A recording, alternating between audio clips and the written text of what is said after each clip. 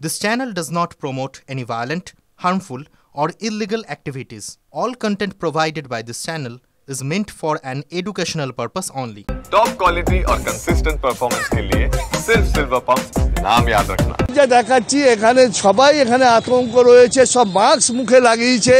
এলাকার বাসিন্দারা তারা বিক্ষোভ দেখাচ্ছে এবং এই পুলিশ সেই জায়গায় বিক্ষোভ না ছড়ায় সেটাই চেষ্টা করছে।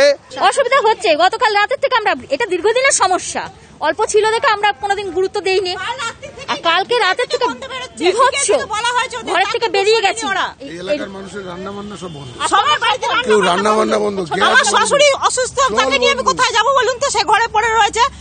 আপনারা তো বলছেন বাড়ি ছেড়ে চলে যান, বাড়ি ছেড়ে আমি তাকে পেশেন্ট, সে প্যারালাইসিস পেশেন্ট, তাকে নিয়ে আমি কোথায় যাবো বলুন? গ্যাস লিক হয়েছে, এটা এখন হয়নি, দ্বিতীয়বার হয়েছে। আজকে থেকে না তো 5-6 দিন ধরে লিক করছে। পরে যদি রাত্রে হয় তাহলে এই দায়টা কে নেবে? আমি বলছি তো আজকে বন্ধ করে দেবো। আজকে এটা সকালবেলা আছে, পরে যদি রাত্রে হয় তাহলে এই দায়টা কে নেবে? কোন প্রশাসন নেবে? ঠিক আছে, আমরা দেখব।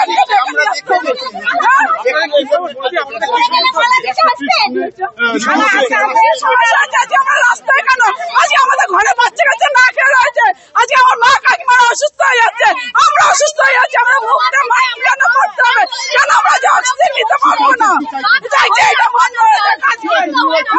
নৈহাটি যে রাজেন্দ্রপুর এখানে বরফ কারখানা, সেই বরফ কারখানাতেই থেকেই কিন্তু এই গ্যাস, অ্যামোনিয়া গ্যাস ছড়িয়েছে। এলাকার বাসিন্দারা অনেকে অসুস্থ হয়ে পড়েছেন। অসুস্থের সংখ্যা প্রায় 10 বলে শোনা যাচ্ছে।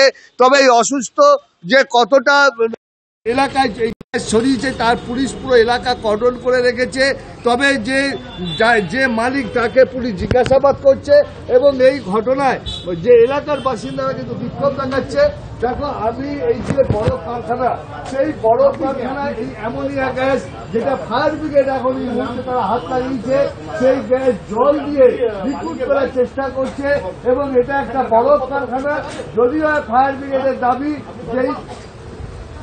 যদিও ফায়ার ব্রিগেড জানাচ্ছে যে বিপদ কেটে গেছে, তবে বিপদ কাটলেও এখনো কিন্তু আতঙ্কিত এলাকার বাসিন্দারা। এলাকার যে হচ্ছে আইস প্ল্যান্ট, তো আইস কোল্ড স্টোর, এটা অল্প একটু ডিফিউজ হয়েছিল গ্যাস। ওটা না অ্যামোনিয়া নেই, এটা আমাদেরকে জানানো হলো। এখন কোম্পানি থেকে শুনলাম যে এটা পিউন গ্যাস আছে।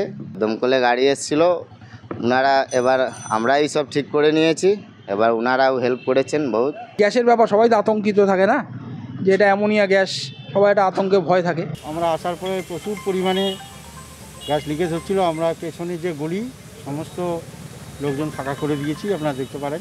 কতজন অসুস্থ হয়েছে? অসুস্থ হয়নি। লিকেজ এটা পাইপলাইনের যে ভাগ থাকে সেখানে কাস্টিং থেকে লিকেজটা হচ্ছে।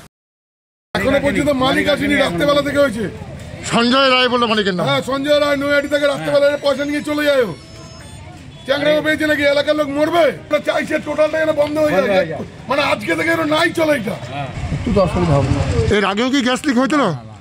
আর পুলিশ এসছিল না? আজকে পুলিশ এসছে, দমকল এসছে, এখনো গ্যাস বন্ধ হয়নি। তো এরিয়া কর্ডন আছে, এরিয়া কর্ডন আছে, ভ্যাকেট করা হচ্ছে।